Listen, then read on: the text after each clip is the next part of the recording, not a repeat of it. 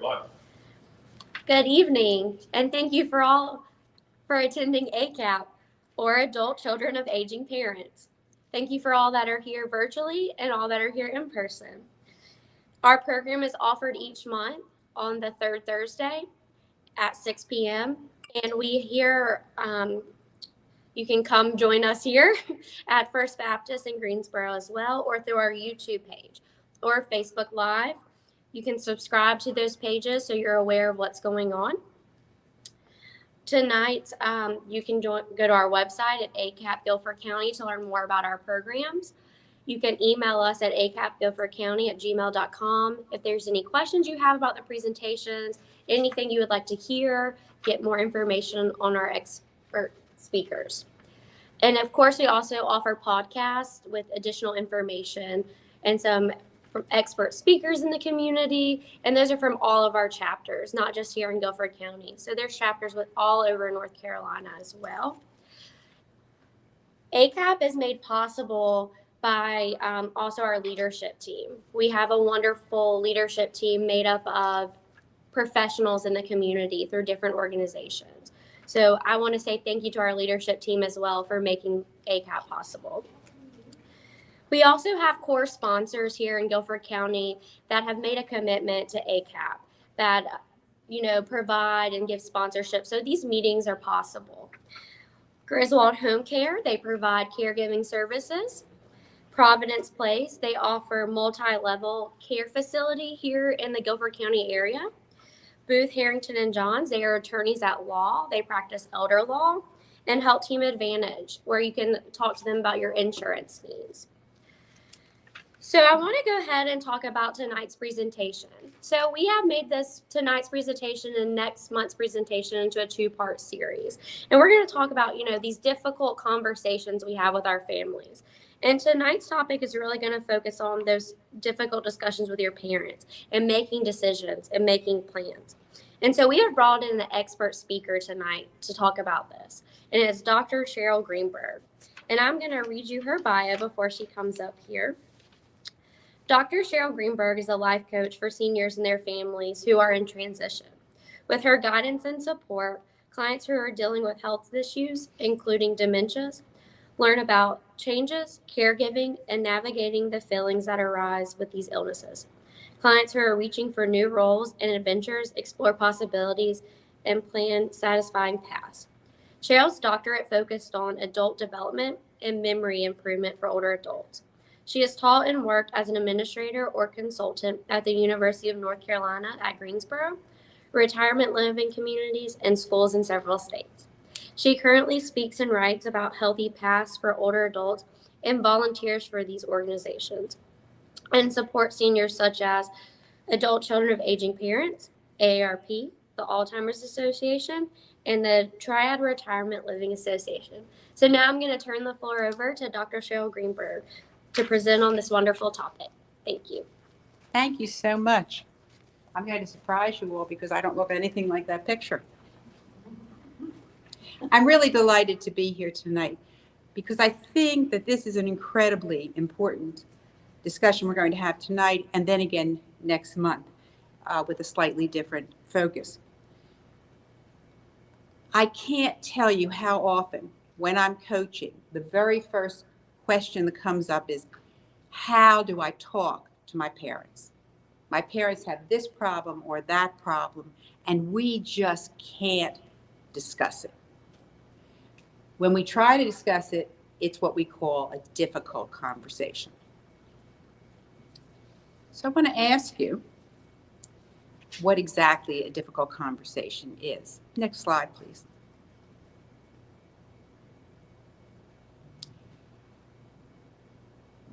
Let me back up just enough to say this is what we're going to cover tonight. First, we will discuss what a difficult conversation is.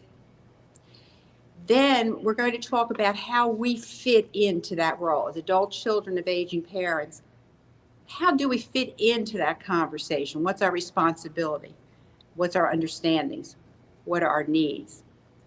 And then when we've sort of gotten an idea about the background of difficult conversations, we're going to talk about how to have a conversation that has a good chance of working, of getting us someplace. We'll talk about how to plan this conversation, how to hold the conversation, what we expect to get out of the conversation. So let's jump off with the next slide and talk about what a difficult conversation is. What's your thoughts? How would you describe a difficult conversation? Is your conversation the same as somebody else's? I like to say that a difficult conversation is yours. It's in the ear of the listener. It's how you feel about the conversation. So let me explain that. If a child sees a problem, wants to discuss it with their parent, and they feel like their parents are not listening, they're not willing to have the conversations, if they bring up some ideas and they feel the parent is rejecting those ideas, then for them, the conversation's difficult. But there's another person or more, maybe two parents in that conversation, and they may be having a difficult conversation. They may be saying, why are you bringing this up? The nerve of you to intrude on my life. You're trying to make changes in my life. How dare you? They may be upset, angry, anxious, or depressed by the conversation, and therefore for them, this is a difficult conversation. It's a difficult discussion. Basically what happens is that whatever the topic is, sometimes you can have a topic and it's easy to talk about. Mama, I think it's time that you think about giving up your car keys. Okay, here they are. Did you have a difficult conversation? Not at all. But you know very well that the next parent and child who get together have to say, I think it's time for you to drive, are going to have a conversation that has all kinds of rejection and upset and anger and disbelief in it. And for them, that same topic is a difficult discussion. What we need to look at is a few things. You might have heard me say these when I gave my examples. We're talking about boundary issues. Is this something that I, as the child, should be talking about? Does mama perceive this is something I should be talking about? The nerve of you to tell me what I should be doing becomes a boundary issue. Perhaps what the parents see is an independence issue. If I give up my car keys, I'm going to lose my ability to get around, to be on my own, to make decisions about where I want to go and when I want to go there. And by the way, for the child, there's some independence issues too. Because when mama gives her up her car keys, you give up your total freedom not to be driving mom around town, right? So there are boundary issues, there are independence issues, and sometimes there are just plain misunderstandings about why the conversations come up. And there's one more that I want you to keep in the back of your mind. It's not going to be our emphasis tonight, but there could be cognitive issues. And sometimes the conversation's incredibly difficult because mom is developing a dementia. Maybe she has mild cognitive impairment. Maybe she's in the early stages of a dementia, and it's really hard to have the conversation in some kind of logical way. Next slide, please. So I've alluded to the fact that a conversation can be difficult or not depending on a lot of variables. What are the topics, the issues that come up for discussions? What do you think about? I like to think that actually we can divide all the possible topics up into two broad categories. One are what I call petite problems. They're personal, particular, little things. They don't really have a lot of impact on the health, safety, or just general well-being of the older parent. On the other hand, they're what I call powerful problems, and I call them that because they are consequential. If we don't address them, they can have an impact on those same three things: health, safety, and well-being. Next slide, please. So what do petite problems look like? Generally speaking, remember I said by definition, they're probably not going to have a big impact. So it makes us suspect that they're the kind of problems that we may notice, the kind of situations that we may notice, but we don't actually have to have a conversation about them. For example, and I've given you a couple of examples on the slide, there may be questions of appearance. Mom is wearing clothes from 1950. It seems ridiculous. She's wearing that old plaid shirt that she's been farming in for 20 years, and that bothers us. She's wearing lipstick that we think is too red, too for her age, and ooh, that's what we think, right? Maybe it's a grooming issue. Papa has just stopped getting his hair cut. He looks shaggy. His beard is long but not trimmed. He looks like he needs to get a manicure or at least clean his nails. Is that consequential? Probably not. And then there are lots of other things like that. You walk into the house and there's just a lot of papers scattered around on the desk. It's a little messy. There are books from different places and some piles of laundry. It's upsetting, but it's probably not life-threatening. We probably don't have to change it. And then there are things like manners. Oh, Dad didn't answer Uncle Bob's call, and I got a call from Uncle Bob saying, "What's the matter with your father?" Maybe schedules are changing. Maybe Aunt Sally is staying in bed till 10 o'clock, and she used to be up and around the house regularly, fast every morning, getting things done. And now she's in bed till 10, and then she gets up and watches television for an hour, and then she has a little bit, and this just doesn't feel right to us. The way I describe these things, the adult child may be seeing something that bothers them. Maybe they're very neat, they're very fashionable, they have a work schedule that's very demanding, so they stay on it. And this looks odd to them. They can bring it up, or they can leave it alone and say, "Not my business. Don't see anybody getting sick or hurt or in any kind of trouble. I'm going to leave it alone." Next slide, please.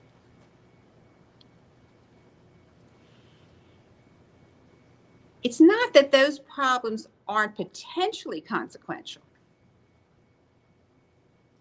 but in the moment, they're not consequential. I mean, if somebody is staying very dirty, not washing themselves, not brushing their teeth, that may come to be a health problem, right? But the way I described it, they're petite problems.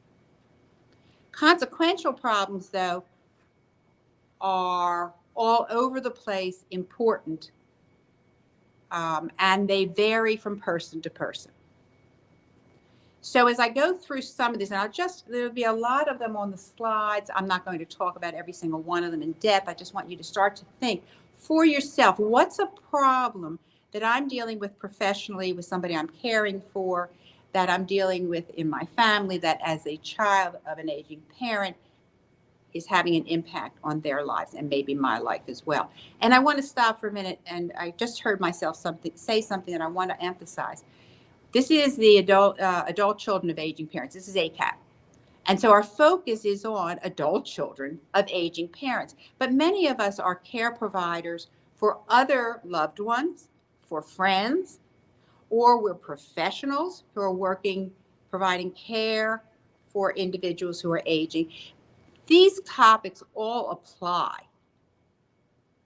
But I'm going to mostly use children and aging parents as my examples, just because that's who our first focus is on.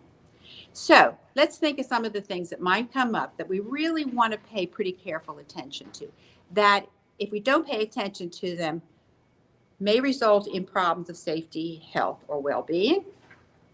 And they involve noticing a problem, having a conversation, and wanting the consequence of the conversation to be some kind of change. We're not just discussing something, we're trying to change something as well. The difficult part is just having the discussion, right? So let's start with safety. A little while ago, I was talking to some folks about safety, and there's problems about safety at home. As the adult child, you go into mama's house, you haven't been there for a while, and you notice that there are a lot of throw rugs around. Throw rugs are fall risks. They're trip risks, right? There are no grab bars. In the bathroom, there are no grab bars for getting in and out of the tub or the shower.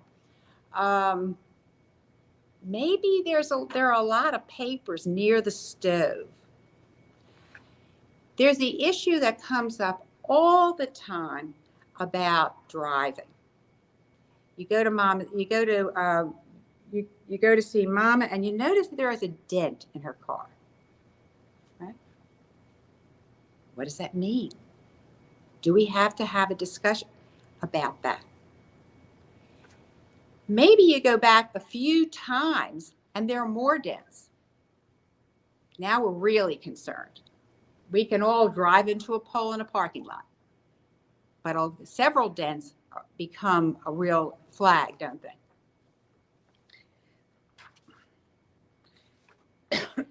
So safety at home, safety in the car, definitely could be a problem. Let's just look at money management and legal documentation together in a way. They involve planning, don't they? We need to know that money, that our folks are managing their money in a way that's forward-looking, that they're not only paying their bills now, but that they have a plan in place for being able to cover their expenses going forward, or insurance policies in place going forward. This has an impact on their well-being. It also has an impact possibly on our well-being as the children. Because if our parents spend down all their money today, we may, as children, may feel responsible for care for financial issues, issues. Legal documentation, everybody, any age, ought to have certain things in place, in my opinion. Certainly powers of attorney, healthcare power of attorney. Who is going to take care of you in the event that you can't make your own medical decisions? General powers of attorney. Is a will in place? Do we know what our parents' wishes are down the road? Maybe not tomorrow, but maybe way down the road. But what are their wishes? Are they have they put all of those things, or do they need a trust? And if they need a trust, do they have the right trust, and so forth? So you see how this comes, how many problems there might be. Are you starting to think about a problem that applies to you or to one of your clients, perhaps? Residential changes. Most people, 77% of adults, according to one study, want to stay in their homes for the rest of their lives. The fact of the matter is that not 77%, or not that same 77%, will stay in their homes. So do they need to be looking now? Is there something going on right now? Do they look uncomfortable, unsafe, unable to care for themselves and their home? Is this an issue for right now? Is it an issue for down the road? We want to prepare. We want to start thinking about, if the time comes, what are your wishes? Should we look around? Should we get a sense of the retirement communities that are available, for example? What's the difference between assisted living and independent living, and so forth? So we may be planning for now, but we are more likely, if we're having these discussions, having some flags that are going up that make us say, I think I really have to have this conversation. Getting to medical appointments on time, taking medicines, following treatment plans. If we notice that our parents are not doing that well, do we have a real consequential concern? We very may well. Next slide, please.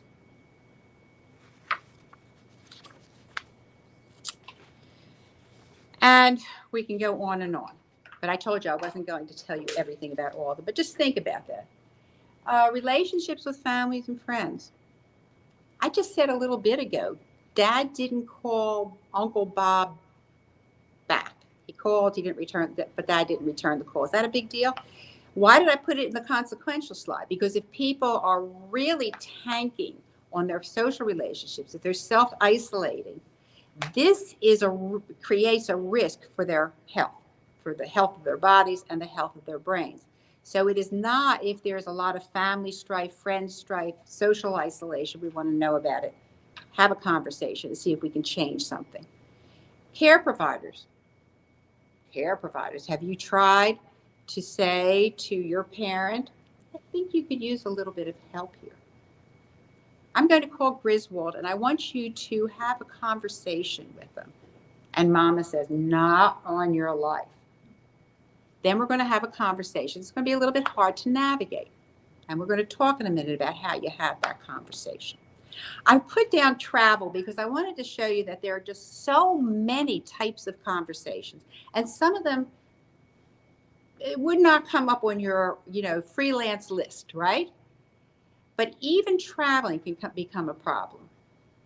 Because if mama wants to take the plane and go fly off to Colorado to see her old college roommates, you as a child may say, I don't know about that. Will you be safe? What if you get sick on the plane? What if you can't find your way around the airport? So even something as simple as going out at night by yourself, mama going out at night by herself, or taking a trip to Colorado can become a consequential conversation, a difficult conversation. And there's no end to them. Next slide, please. So let's just stop. I'm going to give you just a little tiny breather here because I want you to think.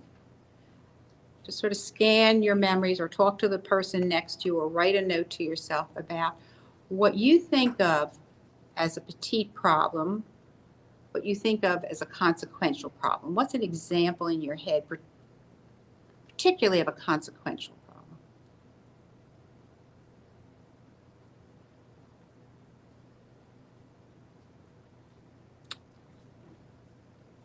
Next slide, please.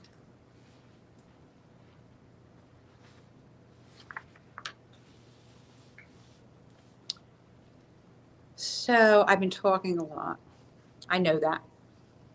I wanted to set the groundwork for the kinds of things that might come up where you would have a conversation, you as the adult child or another kind of care provider might have with an adult parent or another aging individual.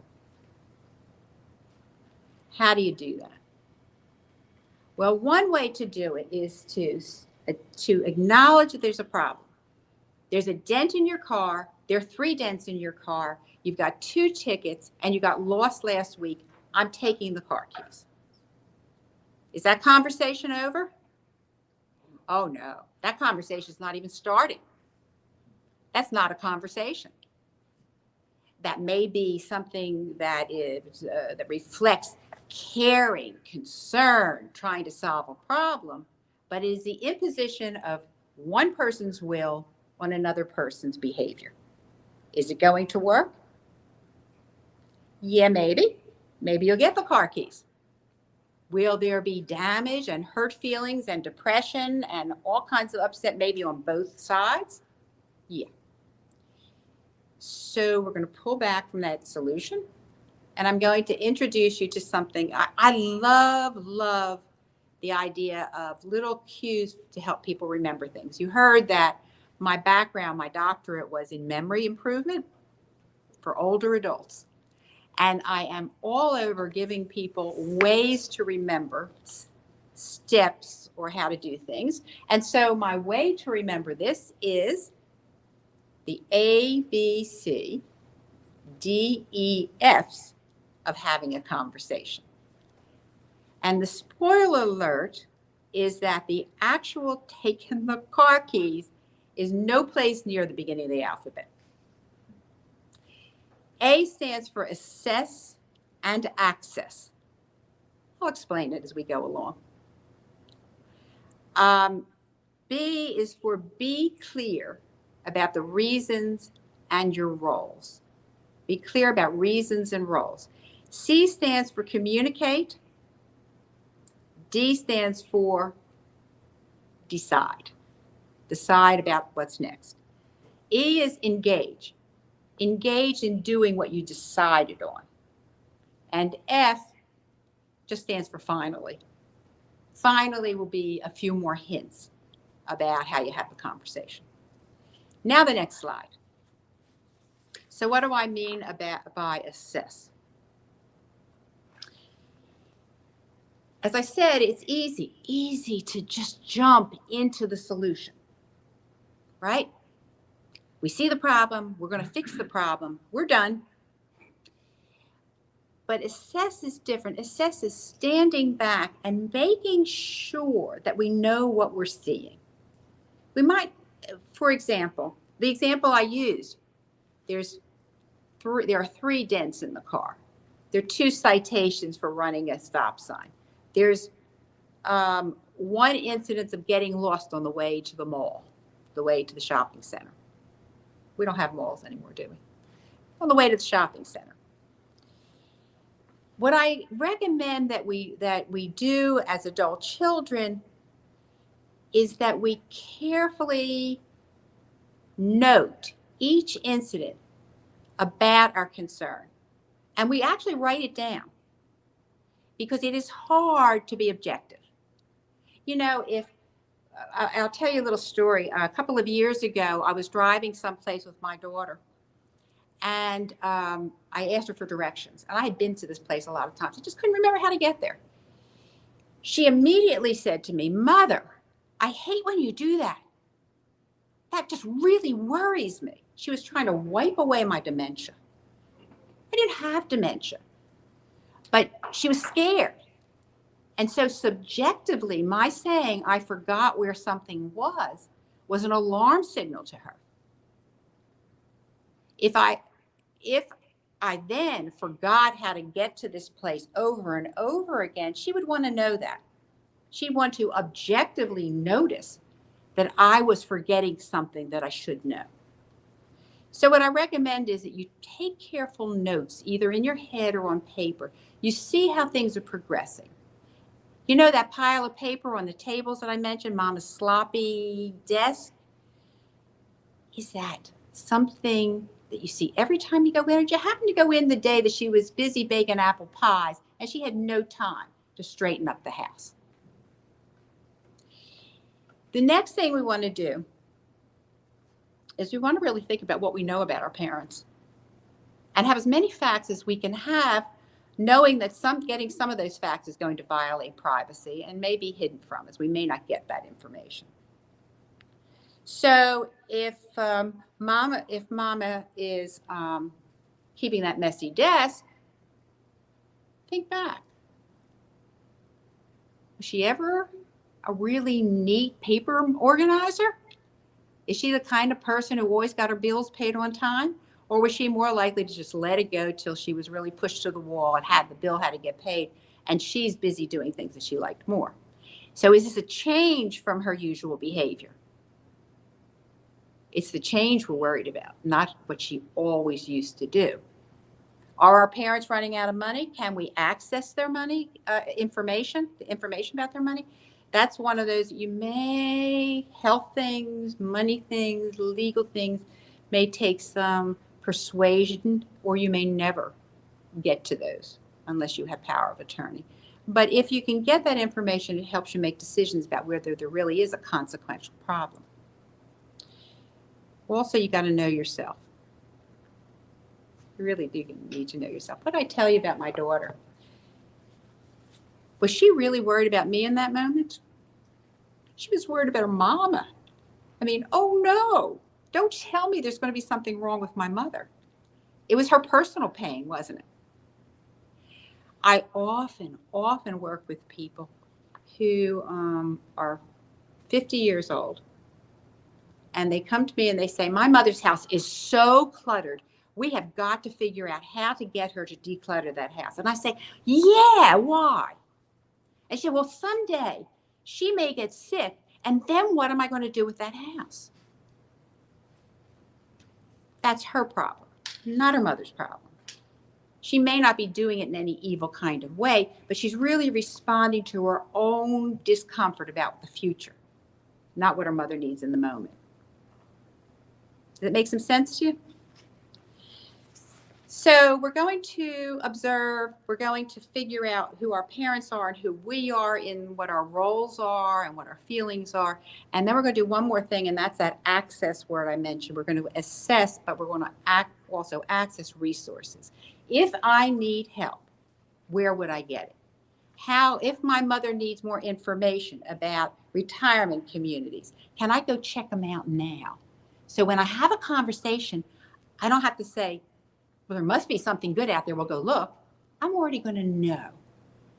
I think my mother needs in-home support.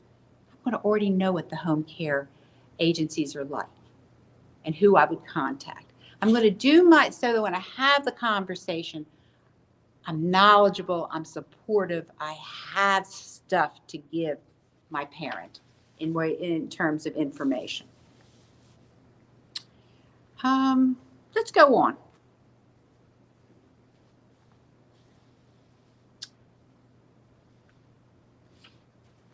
B is be clear about reasons and roles. And this is a bit of a repeat of some of the things I've said before, in the sense of we're going to check out if it's really a problem that's important enough to do something about. We're going to check out what our role is, or do I really have the right and the responsibility to address this problem?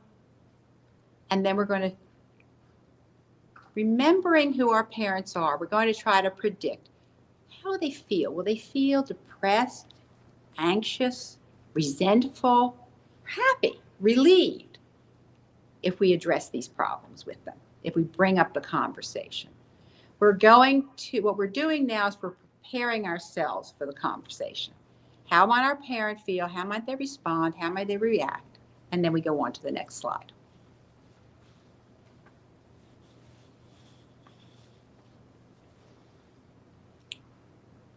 So pick one in your head, pick one difficult discussion that you're going to have soon or you've had recently.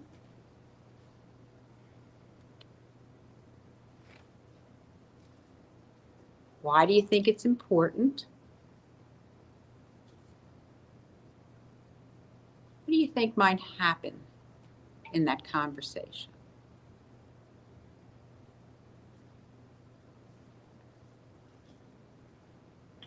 These are just starter notes. These are things you can come back to later as you think this through. So A was assess and access. B was be clear about roles and responsibilities. C, no, we're good to go on to the next slide.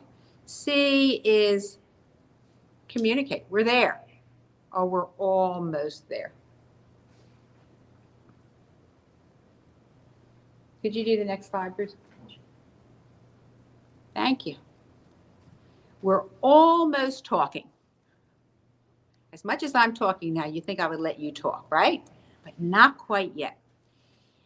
There's one more step, and that's planning the conversation before you have it. And I like to think about this, again, with a little memory technique of just using the questions that journalists ask: who, what, where, when, why.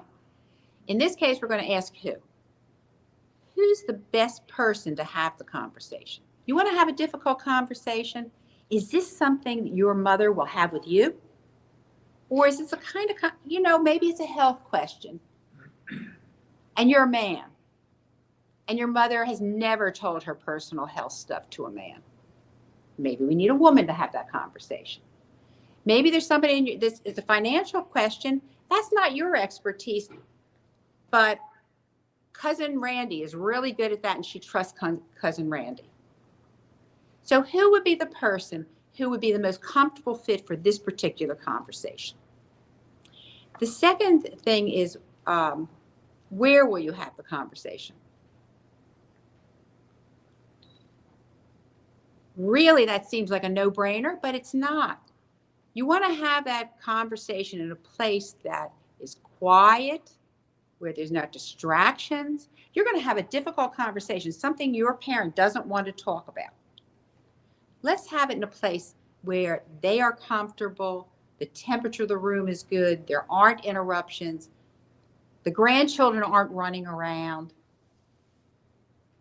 Someplace I want to be for half an hour if I need to be. And when?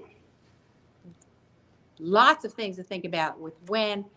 We want to be sure that neither of us is hungry, that we're not under pressure to get someplace else, that the dog doesn't need to go out, that the grandkids aren't on their way over, that there's not a party coming up tomorrow that's really on our minds about getting the food ready, that mama has not just experienced a loss, that her best friend didn't just move away. Picking a time, and picking a time when we can have a slow enough conversation if we need to. Just a relaxing conversation with enough time. And then what? And this one might surprise you. I actually recommend, if you're going to have a difficult conversation, you not only plan it in your head, you plan who, where, and when, but you plan what you're going to say. How are you going to get this message onto the table so you can have a conversation that mom will listen to and participate in, or at least you hope she will? So plan ahead. Plan what you're going to say. Now, I will recommend just a couple things in addition. When I say, when are you going to have this conversation, you want to wait till a nice, comfortable, convenient time, but you don't want to wait forever. Many conversations have to be started soon. If mom is hitting poles in a parking lot, you don't want to wait until 2 months from now to find a quiet time and an easy time to have this conversation. If mom is not managing money well, or dad is not managing money well, we don't want them spending out all of the money. If they're being defrauded easily, they're answering those Amazon emails about sending money, we need to have those conversations sooner. So many of these things have to be started immediately. Next slide, please. Dr. Greenberg, a question from one of our online participants, attendees. Ryan asked, in terms of when we get resistance from our parents, how do we overcome that resistance about getting information from them, and or maybe overcoming the denial that they might have about the issue? That's a very good question. I'm going to give you a little short answer now, and I'm hoping that as I start talking about having the conversation, that'll become a little bit easier, a little bit more detailed. So when we see, we are preparing ourselves. We're preparing ourselves by knowing what our parents are likely to do. What we're going to talk about in just a minute, though, is how to bring the conversation up and how often to repeat the conversation, and how to be encouraging, patient, open, and empathic is the word I would use. That we show that we understand this is really difficult, that you don't want to share this information with me. Here are my reasons why I hope you'll make that choice. Ryan, a spoiler alert, though, is you won't always get what you want. You won't always get what you need. We're just going to try our best to get the information we need to help our parents make a good decision. Let's see if the next slide or two helps with this and gives you more information. If not, ask another question, Ryan. So now we're finally having the conversation. Were you ready for it? We did a lot of homework to get there, didn't we? First of all, I want to recommend that in the vast majority of conversations, you want to monitor the way you're speaking. You want to speak gently. You want to speak openly. Here's how I'm feeling. Here's what I'm seeing. And you want to speak in a way that indicates you don't have all the answers. You're not imposing all the facts, and you're certainly not imposing the solutions. You're just curious about how the older adult feels. You're curious about what solutions might be. And how do you do that? You start with what people call an I statement. We do not start with, you have been hitting poles in the parking lots. That shuts the conversation down. I have not. Some people really banged into me over at the old A&P, which has been closed for 20 years. Yeah, I didn't. The conversation doesn't get started that way. But if you start with, I see you're skipping meals. I come in, you know, when I've been here, I've noticed that the refrigerator's pretty empty. And I'm concerned about whether or not you're getting balanced meals. Did I say anything about you are not eating? You are not cooking? No. I said, I'm concerned. I get this feeling that you're not eating very well. I see that you seem to be in some pain. I understand that talking about your health feels very private, but I would be relieved if you would share with me how you're feeling. That's a kind of answer to Ryan, isn't it? I'm concerned that you seem to be in pain, and I wonder, I know this isn't something you want to talk about, but would you be willing to share with me so maybe we can figure out what's going on and we can get you some relief? That's gentle, isn't it? That's opening the conversation. You know, and I'll give you some examples, some more examples as we go along, but the next step after saying, I'm concerned, I noticed, I wonder if you're having any difficulty paying the bills, is a question. What's happening? Are you feeling uncomfortable? Are you're not happy cooking? The cooking question, you're not eating well. Are you just sort of tired of cooking these days? Can you tell me about that? And then you listen. And I don't mean really you can't have a conversation back and forth, but it's mama's turn or dad's turn to tell a story. And they may wander off in their story, and you may want to say, but I want to fix this problem about the food. But don't do it. Let them talk. Number one, it validates them. It makes them feel that you care to hear what they have to say. But also, you may hear things that you didn't suspect, that you didn't know. You may gather information by accident. So mama says, yeah, I haven't been cooking recently, really. I haven't been cooking much. You know, I've been sort of wanting to eat stew. I really like a good, you know, Uncle Bobby likes stew. And last week was the 5th anniversary of his death. And I've been thinking I'd like to taste that stew that he likes so well. What did I find out by listening? By not stopping her. I found out she might be upset. She might be grieving, might be depressed. She's not eating. She's not cooking because she's down in the dumps. Would I have known that if I just told her she needs to eat, here's some food, sit down and eat it? Now I know we've got an issue that maybe we can deal with. That we can deal with in that particular case, I think. We need to be patient. We need to let these things evolve. We need to know that the conversation, if it's a hard one, or if mama doesn't or daddy doesn't want to share information with us, may take a lot of time to gather the information. We may have to repeat this conversation several times. Do not be prepared to solve the problem or make a change in the moment. Be prepared to have that conversation a number of times if necessary. Of course, if somebody has memory problems, we're certainly going to have that conversation more than once, right? Let's go on because I'm noticing that I'm either talking slowly or saying too much because we're getting close to the end here, and I want to be sure to say a few more things. You have time for a question from our I do. So Ryan asked, well, what about when the topic is with your spouse's parents that need help, and it's even more difficult to bring up these conversations, and especially if it's difficult for your spouse because of emotional issues, dealing with in-laws.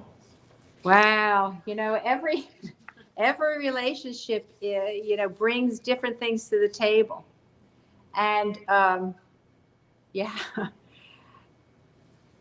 I don't know. We need to sit down and talk, do that prep work, right? We need to prep before we get to mama or papa. We need to say, the couple needs to have a conversation, or the family needs to have a conversation. And I haven't even talked about family at all, have I? who are the players here? Who is the best person to have the conversation? I said before, that's one of those situations, isn't it? Who's got the calm, who's got the bandwidth, who's got the energy, who's got the health, who's got the mental resources to deal with these problems. And it sometimes is not the blood relative, sometimes it's a friend, it's an in-law, it's somebody totally unrelated. One of the things that I would mention in a little while, but I'll say now, is we often need a complete outsider to navigate these conversations. There's tension in the family, or it's the in-law who's the only one who has a relationship or whatever. And I don't remember exactly the question now, but sometimes we need to bring in a coach, a pastor, a social worker, or another kind of professional to help navigate these conversations.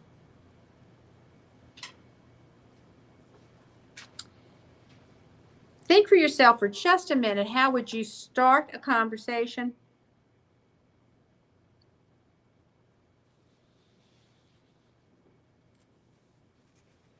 And I'm going to go on now to the last two steps. Well, it's really three, because decide and engage are actually two different steps, aren't they? What you want as a result of a conversation, a difficult conversation, is some kind of resolution. You saw a problem in the beginning. You're not having this you're having a conversation because you see a problem. You see one of those powerful problems. If you see a powerful problem, that means you're trying to use the conversation to solve the problem, right? So what we are going to do in the course of this conversation is we're going to sort of negotiate. We want to express our concerns. We want to share some of the information that we gather when we did our homework looking for resources. We want to say, this is a possibility. You might want to look at this retirement community, or you might want to speak to this elder law attorney. So we're going to share information. We're going to listen carefully to our parent about how they're reacting, what they're thinking, what they're willing to do. We are going to understand that they may not get all the way to fixing the problem. They may get halfway to fixing the problem. So in a sense, we're negotiating. What's the least we think we can do and still think the situation, the powerful problem, is under control, at least for now? For example, Aunt Betty looks like she needs to she needs to leave her home. She doesn't want to leave her home. Well, this first conversation may just be about the reasons that she might be more comfortable someplace else. The reasons why it might be safer for her to be someplace else, right? But she's certainly not going to say, you're right, I'm going to go pack my bags. Just stand there. I'm getting my toothbrush and we're leaving today. That is unlikely to happen. But you may get as far as, would you be willing to go look at two of these retirement communities that I saw that I thought might be nice for you? Can we just take a ride and go look at them? You know, I know you like to cook. I found two that have kitchens that I think you would enjoy. I met the people there. There are a lot of people you would know from your church. Can we start? If Aunt Betty, I think I called her, is willing to do that, we've made a step, haven't we? We've started. Unless Aunt Betty is in desperate trouble and can't be in her home a minute longer, okay. So we'll go look at those homes and then we'll come back and have another conversation and see if we can get a little closer to the solution we think is best for her. The outcome of every discussion is something you need to pay attention to. We have decided, as a result of this discussion, that we are going to begin to visit retirement communities. And we all know it. We know it's not a perfect solution, but we make note of it and we accept that that's how far we got. And then the next thing we do is we engage with the decision. We do something. We do make that appointment quickly to go to that and get ourselves to look at the retirement community.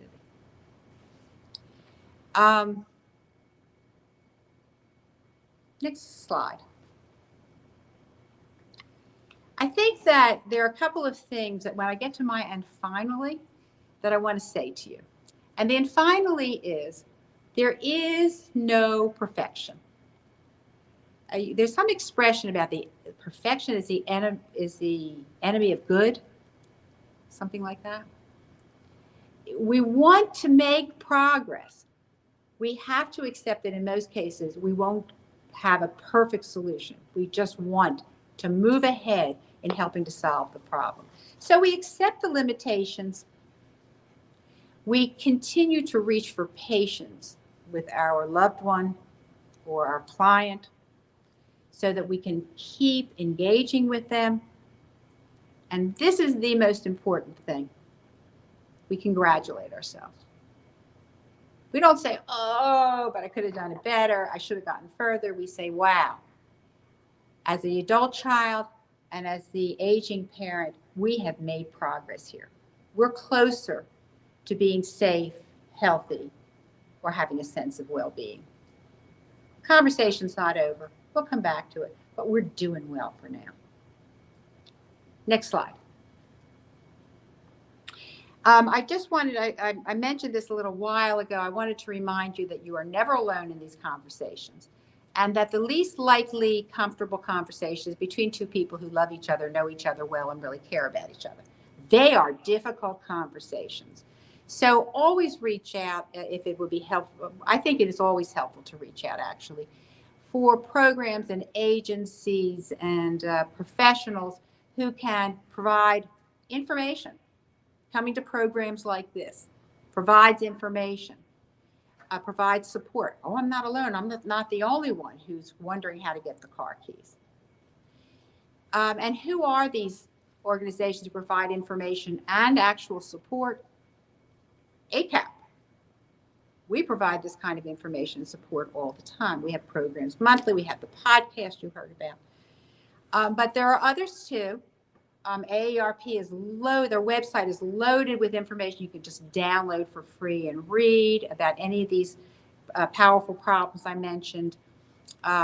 Organizations connected to particular illnesses like Alzheimer's Association or Parkinson's Foundation provide information in those areas. The Area Agency on Aging is a governmental agency, government-funded agency that provides people-to-people support as well as written information. And then there are just a ton of individual professionals, home health care professionals, elder law attorneys, or they don't have to be elder law attorneys, but people who know how to deal with older adults' issues, financial planners, licensed clinical social workers, coaches, geriatric care managers. We can go on and on. Reach out for help, reach out for support. Congratulate yourselves. You're doing a good job. Next slide.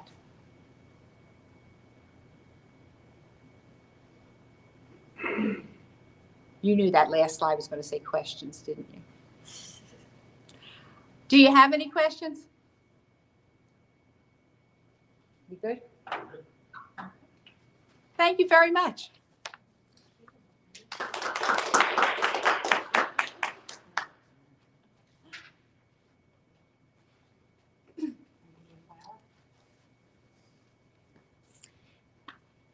Thank you so much for that presentation and all the information you brought with it. So tonight was the first part of our two-part series and having those difficult conversations with your parents. So next month's conversation is really going to talk on, talking with those family members, the sisters, the uncles, the aunts, the cousins, whoever needs to be involved in those conversations, those dynamics, those decisions, and caregiving together as a team. So we're going to hit on that. We're going to broaden what Cheryl talked about tonight and just really focus on, having those conversations with families. And, we thought it was really important, to have these conversations as the holidays are coming up, because families are going to come together during those times and maybe see family members they haven't seen and see parents after a while. So getting prepared to have those difficult conversations now. So when you come home for the holidays, you're ready to tackle them and work on them. So join us next month on November 17th. It will be here in person at First Baptist, or again, join us virtually if you're unable to attend in person. It'll be at 6 p.m. as well. Also wanted to inform you that ACAP has a symposium each year, and this year it will be held on November 4th, and that is 1 to 4, and it's virtual. You can go to acapcommunity.org /symposium to learn more about it and register for it. The topic this year is I'm tired, please help. Coping with caregiver stress and burnout. It is a free event to attend, so please take advantage of that opportunity. And they will have expert speakers. Amy Goyer, she is with AARP National Family Caregiving expert. Donna Thompson, she is an author and instructor on family caregiving, aging, and disability, as well as Dr. Zachary White, who is an associate professor at Queen's University and is a co-author of The Unexpected Journey of Caring. So a lot of speakers coming in to really focus on the caregiving and stuff. So again, thank you all that were able to attend here in person.